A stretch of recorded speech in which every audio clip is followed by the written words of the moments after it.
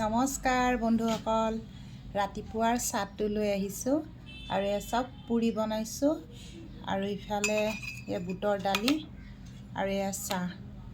এতিয়া মই খাওঁ দেই, গৰম গৰম চাহ,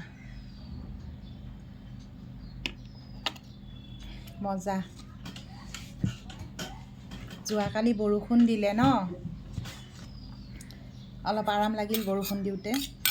আপোনালোকৰ ফালে বৰষুণ দিছে নে নাই জনাবচোন।